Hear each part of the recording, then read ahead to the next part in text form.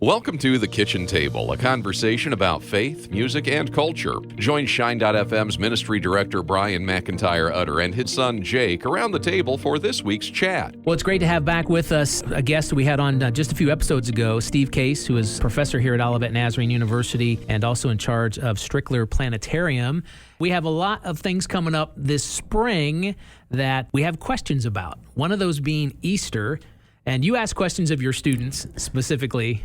I do. I love talking about Easter, especially when I'm teaching in the spring semester, because it combines two of my favorite things. It combines astronomy with history. Yeah. And it's also a great example of one of the things I tell students taking my astronomy classes, astronomy is often seen as a study of what's out there, things way up in the sky, but it has a direct relationship on our life, particularly in the calendar. Mm-hmm. So every time we take out our calendar, we are using astronomy and the history of astronomy in ways that we don't even realize. And Easter illustrates that really, really well. So everyone knows that Christmas is obviously December 25th, but why does no one know what day Easter is? I mean, it changes every year, so can you explain that? Yeah, so that's exactly what I do. I'll ask my students, and I'll get really funny looks because I'll say, what's the date of Easter this year? And they'll tell me. Well, what is it next year? And they'll say it's the same date, or I'll do the same thing with their birthdays. Yeah. So those are great examples of your birthday, it was Christmas, Valentine's Days. Those are all always on the same date. Mm-hmm. So our calendar is a solar calendar. That means our calendar is paying attention to what the sun is doing in the sky. Right. So the sun, over the course of the year, it gets higher in the sky in the summer, and then it gets lower in the sky in the winter. But when it's the lowest in the sky, that's the winter solstice, the first day of winter. The point when it's the highest in the sky, the summer solstice. And that's what our calendar is built around, what the sun is doing. And so if you were an early civilization and you wanted to keep track of things like when are the days going to start getting longer again, you would build some sort of structure that would help you keep track of where the sun was on the horizon. So like Stonehenge, right? Mm-hmm. Yeah. And you would have these dates locked into your calendar. Oh, this is the summer solstice, this is the winter solstice, the points in between would be the equinoxes. So our calendar today is still built around what the sun is doing. When is your birthday? My birthday is November 29th. You're November 29th. So it's always in the late fall. Yes. Right? And no matter what happens, that's when your birthday is. I can never have a pool party on my birthday. So the sun is always in the same place in the sky on your birthday. Okay. Mm-hmm. And so the same thing for Christmas. Christmas is always near the winter solstice. You could have a solar calendar, or you could have the other sort of great light in the sky is the moon. Mm-hmm. So you could build a lunar calendar, and you could pay attention to what the moon is doing. And again, for earlier civilizations, this was really important because on the night of a full moon or around the full moon, you've got plenty of light. You've got light all night. On nights of the new moon, you don't see the moon at all, and so the phases of the moon become really important. Mm-hmm. And if you were a society that, say, traveled around a lot, and maybe like the ancient Israelites, right? You weren't in one spot building these monuments, you would pay attention to the moon. And your next month would start, your month would start when you saw the crescent moon reappear. Our calendar doesn't care, like the calendar you and I use, it doesn't care what the moon's doing at all. Mm-hmm. We still have months. We still call them months. We have 12 months in our calendar, but they don't, nothing to do with what the moon is actually doing. So again, I'll ask my students sometimes, does anybody know what phase the moon was in when you were born? And nobody does. Right. And I say, well, let's just assume the moon was a full moon on your birthday. Your birthday next year won't be a full moon. Yeah. In fact, it won't be a full moon again on your birthday for 19 years. Oh, wow. It just doesn't line up. Okay. The only place in our calendar, and this is where Easter comes in, the only place in our calendar where the solar calendar and the lunar calendar sort of link up, where you care what the sun is doing and the moon is doing, is on the date of Easter. So on the day of Easter, what are they doing? I guess technically not on the date of Easter. We use what they're doing to determine the date of Easter. Yes, okay. So we know that Christ was crucified on Passover. Right. That's a Jewish holiday Mm-hmm. that would have been using a lunar calendar. Right. So to determine the date of Easter, the sort of the rubric or the algorithm that we use today, is it has to happen in the spring. So that's what the sun is doing. We wait for the equinox. We wait for the spring equinox. Mm-hmm. And then the full moon following the spring equinox, and then the Sunday that follows that full moon. So we know we want it to be on a Sunday. Right. We want it to somehow sort of still line up with Passover. So there's the moon. And we want it to be in the spring. So there's the vernal equinox. So you have to know what the sun is doing, where the vernal equinox is, the spring equinox. You have to know what the moon is doing when you get the next full moon. Mm-hmm. And then the Sunday after that will be Easter. Okay. So it's complicated. Just a little bit. Well, and of course, we as Christians celebrate Easter that way, but other traditions have different days that they celebrate Easter. Right. Other Christians celebrate. So if you have friends who are Russian Orthodox or Greek Orthodox or things like that, they have a different date for Easter. And so again, the question becomes, why? What's going on there? And it comes back to the history of astronomy. If you're an early Christian, ideally, as the faith is spreading throughout the world, you would really like it if everyone was celebrating the resurrection of Christ on the same day. That would be a really big deal. And as we just saw, it's kind of hard to figure out all of that. Like, you have to know some astronomy to know exactly when the equinox is. The problem is, at the time of the birth of Christ, we were using the calendar that was set up by Julius Caesar.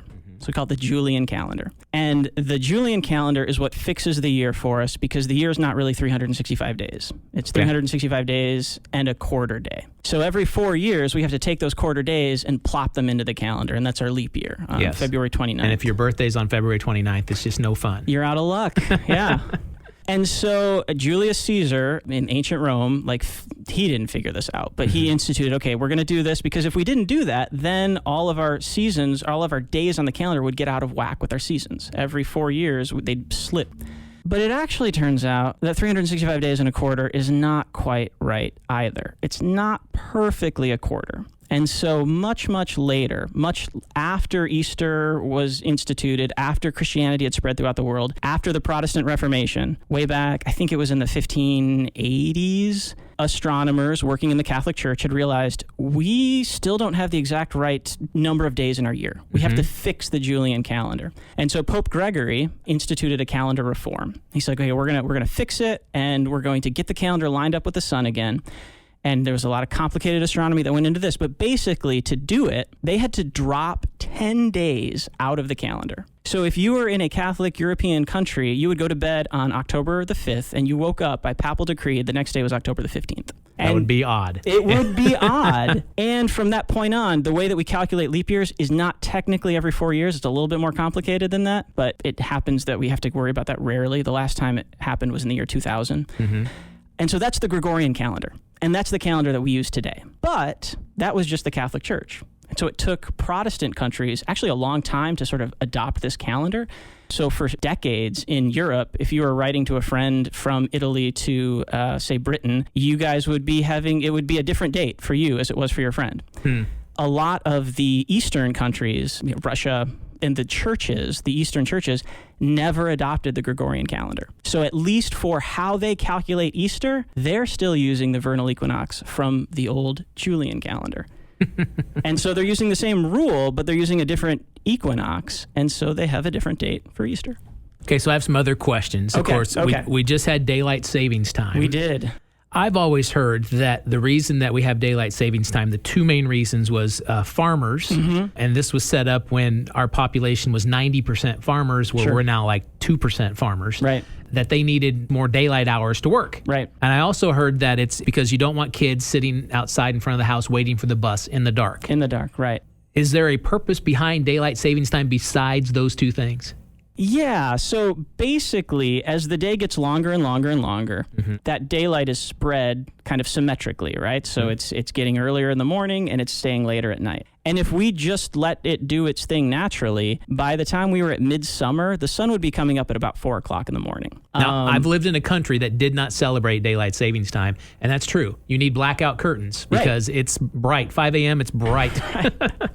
So I've heard it for farmers, for the school buses as well, but I just kind of think for most people, I'm thinking we would prefer it to not get light so early and to stay, just because normally we are up later in the evening and we're not up in the morning. So I've also heard it's also kind of helps conserve energy, right? Because if we push that daylight into the evening when we're all active, then we don't have to turn our lights on as early, I guess. Okay. It's useful. Astronomers don't like it because suddenly, again, we're talking about where the sun actually is in the sky. We say, well, it's solar noon, but our clocks are telling us it's a different time. Gotcha. And it also means that at least when we just took the switch, now I have to stay up an hour later to see the stars that were visible earlier in the evening.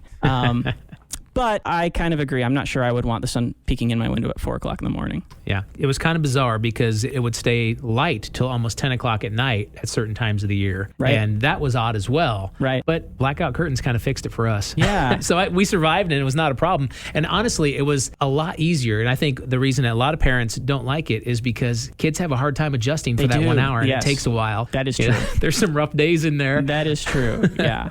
So obviously we know that in South America, the seasons are swapped from America in the Northern Hemisphere. And I read somewhere that the Earth is slowly flipping its axis. So is there going to be a point where in America, is Christmas and my birthday going to be in the summer again for like me when I grew up? Or is it not changing? Yeah. So if you think about the Earth like a top, right? Like if you spin a top, right? So the Earth's axis is tilted, and it's tilted at an angle of 23.5 degrees. And so that means half of the year, the northern hemisphere is tilted toward the sun, and the southern hemisphere is tilted away. That's why when it's summer here, it's winter there. So I always have to be really careful when I talk about it's summer. I always have to say summer in the northern hemisphere, right? Because it's winter in the southern hemisphere. If you think about a top usually doesn't just keep pointed in one direction. It wobbles, right? Like this. And so that's what the Earth does. And that motion is called precession. And so the Earth is actually slowly precessing. And if you think about the Earth's axis, it's pointed toward the North Star. As precession continues, this takes about 26,000 years. That means that slowly the axis is pointing away from the North Star. And a few thousand years ago, there was a different North Star. There was a different star sort of at that point. And it goes through the cycle. Every 26,000 years, it comes back around and makes one big precession. So we're not going to have to worry about snow in July anytime soon. Not because of precession, no. Okay. Well, we actually, living in the Southern Hemisphere, we lived in Buenos Aires, Argentina. It snowed when we were there July 9th, which is their winter. Yeah. But it was the first record snowfall. When I say record, it was less than an inch. Okay. In Buenos Aires in 89 years. They've not seen snow there. So it was very rare. Right. Fortunately, it was July 9th, which is their Independence Day. And people weren't working that day. So there was a whole lot of less traffic because they don't know how to drive on the stuff. I know. No. So then Christmas would have been, for you guys, you would have never, ever had snow on Christmas. Yeah. When Jake was born, his birthday's the 22nd of December. Now, my birthday's the end of November. I've already mentioned that. Right. And I was just so sad. I'm like, yeah, he's going to be stuck with a cold weather birthday his entire life. Well, then we moved to South America. First birthday we had there, pool party. Right. There you go. There were Christmases where we would open our gifts outside under the carport because it was cooler than in the house. See, I think it would be the hardest for me. Well, because you've grown up in Christmas being always cold and possibly, hoping for snow. Right. And as you're approaching Christmas, living in the Southern Hemisphere, it doesn't feel like the Christmas. Your body kind of is not used to that. Right. And so you forget it's even Christmas until you go into a store and you see decorations. Like, oh, yeah, Christmas is almost here. Because it doesn't feel that way. Right. It was definitely a mind trip the first year. Oh, that's funny. We adjusted nonetheless. And it's always fun visiting places like Colombia and seeing inflatable snowmen in a tropical country. So, but they have them. Who knows? These are actually very fascinating questions. I like to talk about this because, like I said, it's to me, people just don't realize this. They're like, Easter dances around the calendar or whatever that means. I tell students astronomy's baked into the year. It's baked into our months, at least vestigially. We have vestigial months that don't match up with the moon at all. And I say the other place that we see it is in our days of the week. And this is something that a lot of people don't realize either. This is when we talk about ancient astronomy, when we thought, the Earth was the center of the universe, there were 7 things in the heavens that moved. There was the sun and the moon, and then there were 5 visible planets. You could see 5 planets with your naked eye. And I asked my students, where else do you see the number 7 repeating over and over and over again? And they say, well, in the Bible. And I said, yes, good. Where in the calendar? And then finally someone will say, well, the days of the week. And I say, well, look at the days of the week. We have 7 objects. We have Sun's Day and Moon's Day and Saturn's Day. And then I will take people that can speak French or Spanish and I'll say, give me the names of the week in the other languages. And all of the planets are there. You have a day for each planet. It's true. And so then they say, well, what about English? Why do we have Wednesday and Thursday and Friday? Well, in England, we had the Saxon invasion and you had these Norse gods. You have Thor for Thor's Day. You have Woden for Woden's Day. You have Freya for Friday. But then for some reason, we still have Saturn's Day and Sun's Day and the Moon's Day. Their eyes get really big. They're like, I didn't even realize that this is baked into, even something like the days of the week. So that's fun to talk about too. Well, I tell you what, we're definitely going to be looking at Easter a little bit differently this year. And now we're understanding why it shifts on the calendar. Great information. Great information. Thanks. I thought this is fascinating, and hopefully you have enjoyed it as well. So thanks again to Steve for sharing some wisdom with us. Just some things that we can have this conversation across the kitchen table, and our kids can learn why it is this way. That's exactly what sort of brought this to mind, because it was my daughter. She was asking me about this, and I said, well, sit down at the table and let me tell you about Easter. So thanks again to Steve Case for coming back to the program and sharing some really interesting answers that, I mean, these are not just questions kids have, but we do appreciate his time and his insight into that. So that wraps up our faith conversation for today. And now moving into Music Matters. So welcome to Music Matters. This is a segment of the program where we love celebrating generational differences of music. So this is how it sort of unfolds here. I will bring a song, typically a newer song, to the table. You will bring a song that could be new, could be just one of your favorites from the week. Yeah. And we celebrate the generational differences. We are pretty eclectic, both of us, in our musical tastes. But then we'll go back in time. We'll open up the vault and do an oldie but goldie. This week, we're going back to 1982, so way back. That is way back. I was junior high. You're old. I know, thanks. My new song for this week, when it comes to sibling groups, siblings, because they're family, they have these super tight harmonies. Mm-hmm. And there is a band from, I believe, Alabama or Mississippi, one of those southern states. I thought you were going to go for King Country with this one. No, not going to go with that one.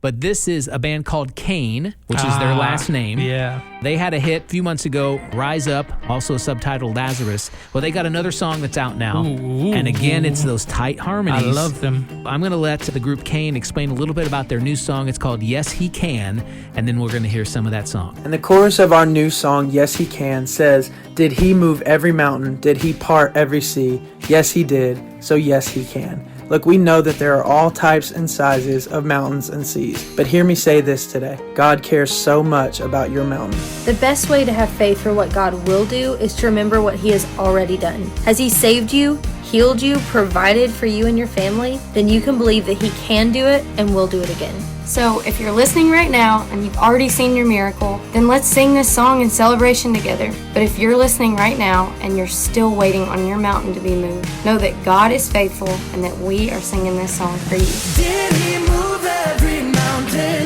Did he part every sea? Yes, he did. So yes, he can. They're back at it. They got another bop under. Oh, it's so good. Great harmonies. I love Kane. They're really good. Well, my song, I have gotten the mashup that I have always wanted. It's not a mashup, a collab, a collaboration that I've always wanted. Two of my favorite Christian vocalists finally made a song together. So John Foreman from Switchfoot, and then Lauren Daigle. They wrote a song together. It is a beautiful song. It's called A Place Called Earth.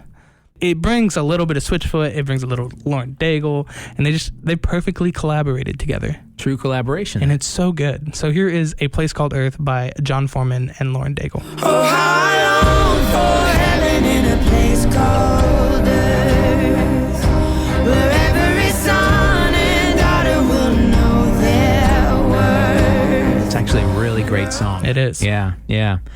Well, it is time now for us to go back in time for our oldie but goldie. Okay, so we're going to go back to 1982.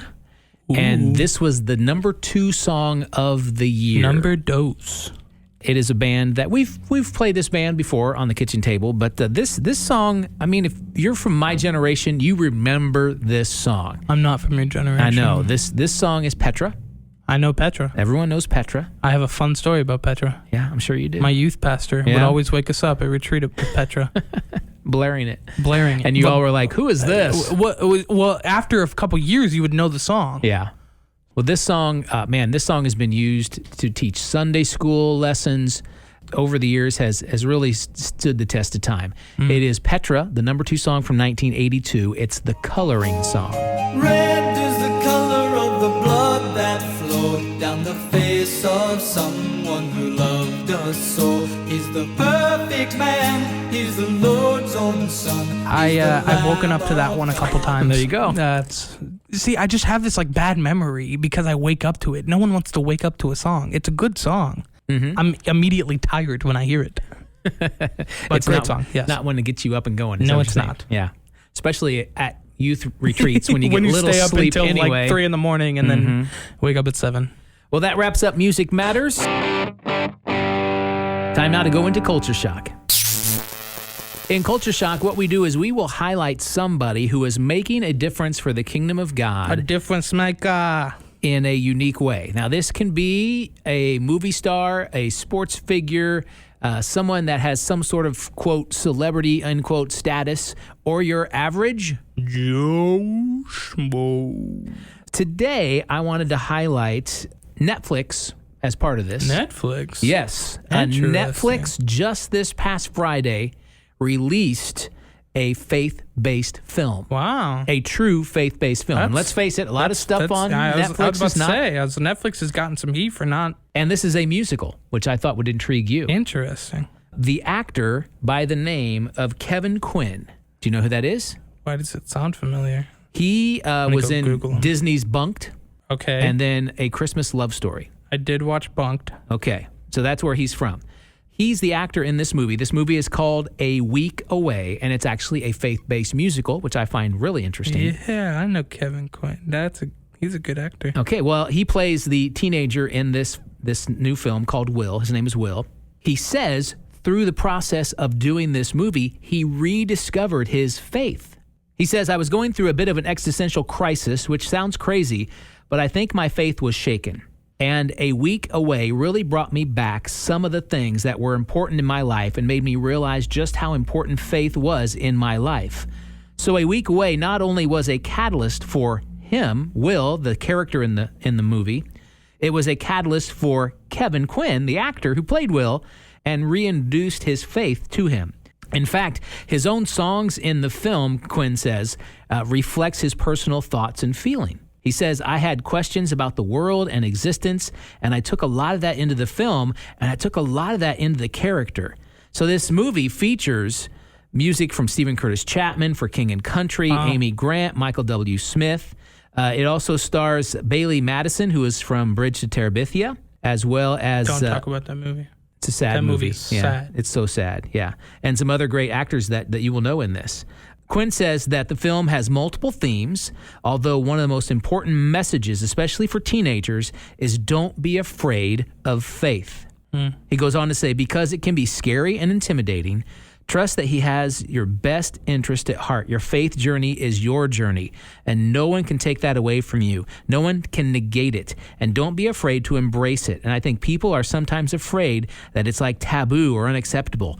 It's not. So this is great. Not only kudos to Netflix for doing a faith-based musical, but to Kevin Quinn. So glad that this had the kind of impact on his personal life and playing this role. That's awesome. And the impact that's going to have on people. So a film we recommend here on the kitchen table on Netflix now. It's a faith-based musical, and it's called A Week Away. Kevin Quinn, Netflix, being difference makers. Yeah. That's Culture Shock. Well, that wraps up this week's episode of The Kitchen Table. If you want to stay in contact with us, the best possible way of doing that is through our Facebook group. If you go to the Shine.fm Facebook page and then under the group tab, you can find The Kitchen Table. And we continue conversations there. If you want to suggest maybe a faith question or maybe even an oldie but goldie song you'd like, because we've had people do that before too. We have. And we will go back and play that song from years ago. No problem. We do appreciate you communicating with us, and we hope you have a wonderful week, and we will talk to you soon. Stay salty and lit. Thanks for listening to The Kitchen Table on the Shine.fm podcast network from Olivet Nazarene University. Be sure to subscribe for more content delivered each week on faith, music, and culture.